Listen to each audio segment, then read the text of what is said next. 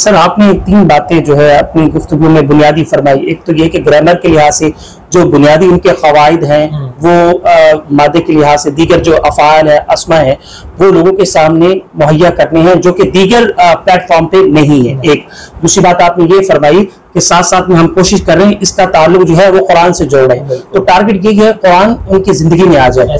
तो इसी तरह से कुरान करीम में जो सूरतुल क़मर आपके इल्म में है, तीन मकामात ऐसे हैं एक ही जगह पर करीम ने रिपीट फरमाई है वलक़द यस्सरनल क़ुरआन लिज़्ज़िक्रि फ़हल मिन मुद्दकिर।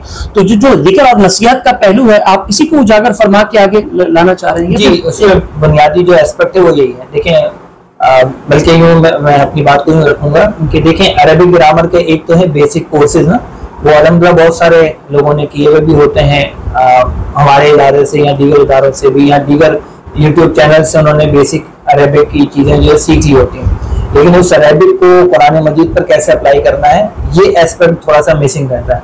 तो मेरा जो फोकस है वो यही है कि वो इस चीज़ की तरफ आए। नंबर एक। नंबर दो ये कि जब हम कुरान मजीद का तर्जुमा करते हैं तो हमारे लिए बहुत सारे और पहलू भी उसमें सामने आते हैं, तो उसमें वो नसीहत का जो फैक्टर है वो हम अपने गुफ्तगू में भी वाज़ेह करते चले जाते हैं। और मकसद भी यही है कि लोग कुरान मजीद जो अल्लाह ने फरमाया कि हमने कुरान को नसीहत के लिए आसान बनाया, तो वो बराह रास्त यानी कुछ सूरतें अगर आप इस अंदाज से उनका तज्जिया कर लेते हैं, ग्रामेटिकल एनालिसिस सूरतों का कर लेते हैं, तो उसमें बहुत सारी फिर आसानी आपको रहती है।